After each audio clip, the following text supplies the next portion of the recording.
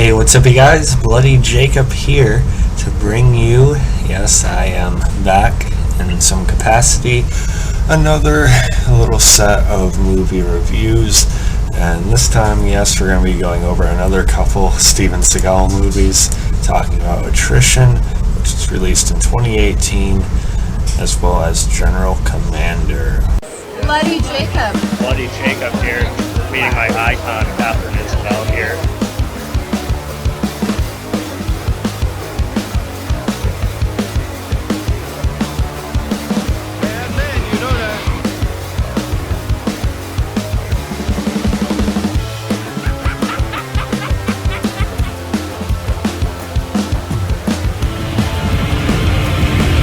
And in terms of a plan, we fight. The sexy, awesome, exclusive content.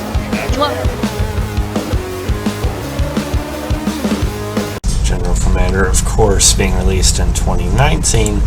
And yeah, hey guys, it's been a while. I know I really don't have a constant audience, so I'm sure most of you have actually, for one reason or another, clicked this video, don't actually watch me regularly anyway. But still, this is whether I have 0 subscribers, 0 viewers, or 25 or 1,000, which I don't. I do this for myself, really. First and foremost, unless I build an audience, of course, and that's different. We can compromise at that point. But first and foremost, it is for myself. I love using this as an outlet to express, a lot of my passions for films, of all genres, as well as, just to sort of give myself a place to, vent about all these things and just sort of unwind for a bit, whether it's, talking to 1 or 2 viewers or just even to myself. It means something.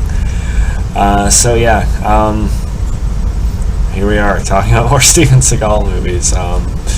Attrition. I have a complex relationship with Sensei Steven Seagal, and it's been a tumultuous one. Kind of up and down.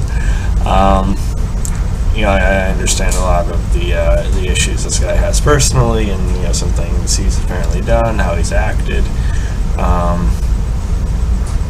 Behind the scenes, of course, but as an on-screen presence, I am, for some reason, a big fan of him. Okay, and Attrition, which I have on Blu-ray here, was one I was actually looking forward to seeing for quite a while. I always like trying to work my way up through an actor or actress's filmography. Feeling like I need to see certain ones first, and to have a better appreciation for whatever their later films are like. But I know Attrition was actually a bit of a passion project for Steven Seagal. Multiple interviews and kind of convention panels saying how it's the one he's most proud of since his 90s films. Apparently he even lost 20 pounds for the role, but he was injured anyway, so they ended up having to use a stunt double more than initially planned. I'll read you a bit of a little Google synopsis for you about Attrition as soon as my computer decides to load again. But yeah, Axe is the leader of a special unit. He decides to retreat to the jungles of Asia, where he tries to reconcile with the life he has lived. When a desperate father asks him to save his kidnapped daughter, Axe must step in again. So yeah, his character is basically carrying a little bit of PTSD with him. So he goes over to this more kind of secluded area in the world. He becomes a healer, source of faith and comfort for people in the vicinity. And of course he's pulled back into it and seeking out this missing person. So yeah. This movie was actually a little, sorry for the lights, I gotta do something about those, but this movie is a little surprising. I mean, it is kind of what you'd expect for any current Steven Seagal movie, but it was actually a pretty nicely made film. I mean, there's a decent aesthetic to it, there's a little bit of a style, visual flair, I guess. The locations all look pretty good. Some effort was actually put into the filmmaking here, which some should be surprised by. It's directed by Matthew Wechsler. So yeah, it's actually pretty nicely shot. And Steven Seagal, he's not he's not a great actor necessarily. I know that. But he does show that he put in a little bit of effort into this. He does show like a bit of expression and his way of emotion, here and there throughout this film. And then the fight scenes, well, they're not anything incredible. I think they're handled well enough for what they were. It's definitely a lot more story and character driven though, and I was surprised with how engaged I was with it. So probably. I've enjoyed his 2010 films, 2010s films and 2000s films more than most people. But even then, I think this is probably definitely one of the better ones, and definitely one of his most well-made and best-looking movies from this era or any era. So yeah, I did like Attrition a good bit. I'd probably give it anywhere from like a 8.2 to like an 8.6, 8.7 out of 10, somewhere in there. I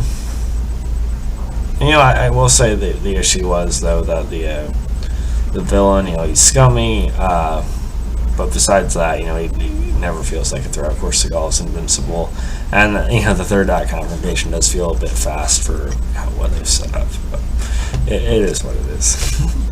And then General Commander, I don't actually own that yet. I will at some point though. So even more of a recent effort.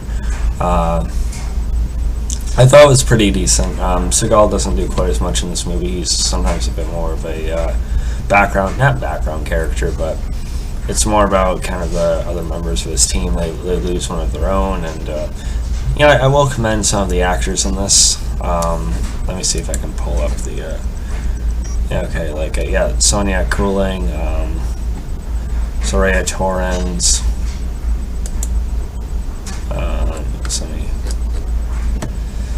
Let me see here.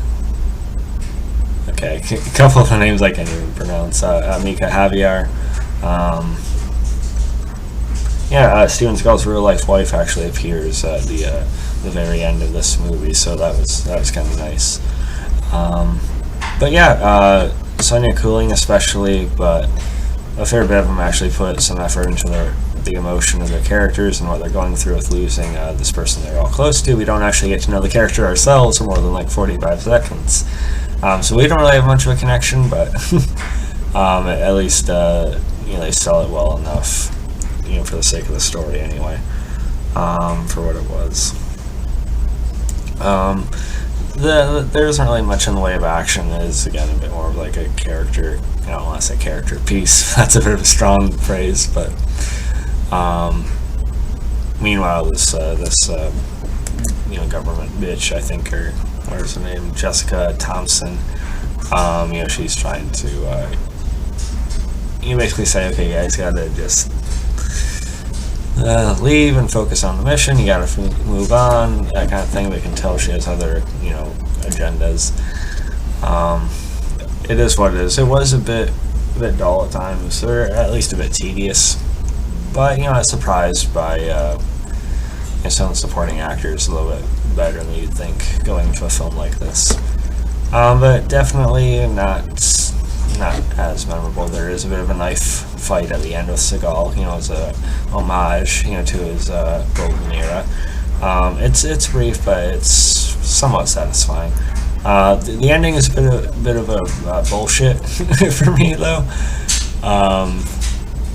I don't know. It just puts like a weird cap on the film, and it's like okay, really. I don't know.